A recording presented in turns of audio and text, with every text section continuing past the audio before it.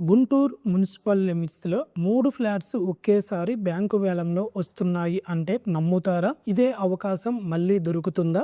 Location Ramachandrapuram, అగ్రహారం, Guntur municipal corporation లిమిట్స్‌లోనే ఈ property యొక్క highlights చూసుకున్నట్లయితే 3 ఓపెన్ ఫ్లాట్స్ అవైలబిలిటీలో ఉన్నాయి. అన్ని ఫ్లాట్స్ వెస్ట్ ఫేసింగ్‌లో రావడం జరిగింది. 25 ఫీట్ల రోడ్డు యాక్సెసిబుల్ అయితే ఉండడం జరిగింది.